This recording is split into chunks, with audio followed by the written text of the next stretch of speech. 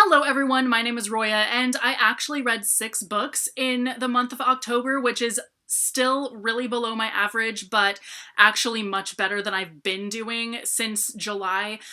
So I did already wrap up 2 of those books in my wrap up part 1, and this video is going to be about the other 4 books that I read this month since filming that. So the most recent book that I read in October is The Gut Bucket Quest by Piers Anthony and Ron Lemming. And this is about a dude who gets transported to another world where that is governed by blues music, and there is a magical guitar that is essentially what controls the music and all of that. So there's this bad guy who has this guitar, and this dude is like chosen to basically like get it back from him and all of that craziness. So this was a really interesting concept. I love the fact that it's about like music and how the commercialization of blues will kill it and all kinds of stuff. And how interesting this like alternate universe kind of is, where a lot of stuff is very different technology-wise and kind of just historically as well, that made it a little bit different from the world that the dude is actually from, which is the world as we know it, as far as I could tell, all of that.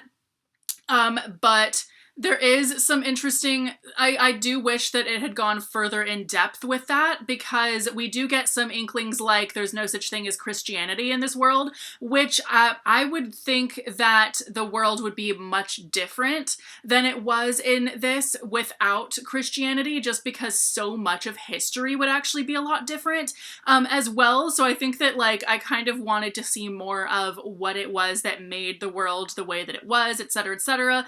And also, the relationship between the 2 main characters, they fall in love like really quickly, and I thought that was, you know, and since this book is so heavily based on their relationship, and it was a relationship that I couldn't get invested in because we got no time with these characters falling in love. They were just automatically in love like as soon as they met practically, and so I felt like that left me not very invested in the relationship. And then there are some plot points that just kind of weakened the story, such as the fact that one of the main characters gets kidnapped and then they rescue her, but it's never explained why the bad guys wanted her in the first place. Like, what was the point of that?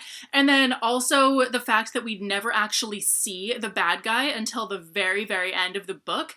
And I kind of felt like that was really, it made it kind of anticlimactic, because we're just told how bad this guy is and whatnot, and we never actually see the bad guy at all. And so that left for a poorly developed villain and kind of a poorly developed like motivation for doing all the stuff that they're doing, etc., etc. But overall, I really did like this book a lot, and I definitely would recommend it. I just think the story could have been a lot better developed.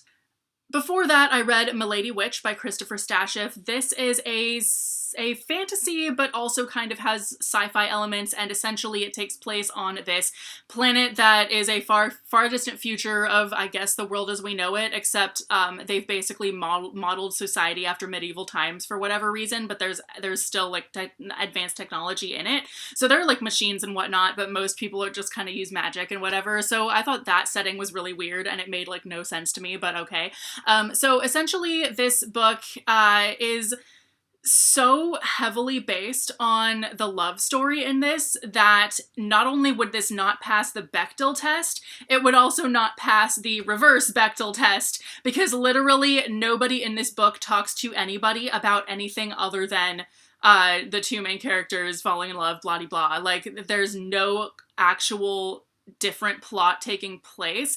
There's nothing happening in this book other than the romantic aspect of it, and that was like super weak, because it's literally just like a bunch of complaining people, and that's pretty much it. So I really didn't see that much to this book, and I also felt like you can tell that a man wrote this, and you can tell that no women like critically edited this in any way, because there are just so many parts where you kind of go, no, even though the main character is a woman, just the dialogue and everything, it just made me roll my eyes. I don't know. So overall, not a bad book, but I still wouldn't really recommend it that much. I finally finished Jade City by Fonda Lee this month. I only had like a little bit left to go, and it just took me forever to get back to this book. But yeah, this is this crazy book about some gangster families that have abilities that are basically enhanced by their connection with Jade,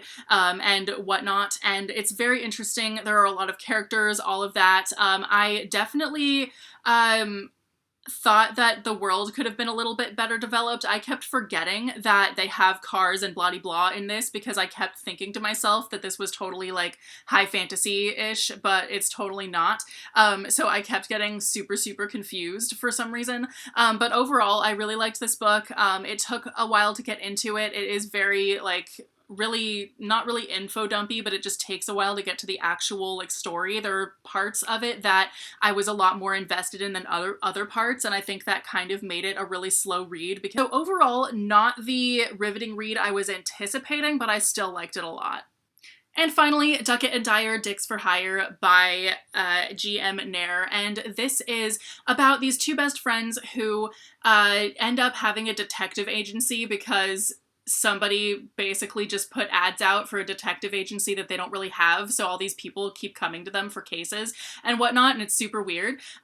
So this is a really, really weird book, and I think that a lot of paranormal aspects come into it halfway through the book, and that would be really jarring if the book wasn't already super weird up until that point. Like, you do kind of get hints of like weird stuff happening. You do, and also the way that people talk in this is not your normal dialogue either. So the book is already, it feels a little bit weird leading up to that. So it's not like it's not like the paranormal stuff completely comes out of nowhere, but it is very like sudden, all of a sudden, super weird. And so I was like, wait a minute, what's going on? But it does all end up making sense.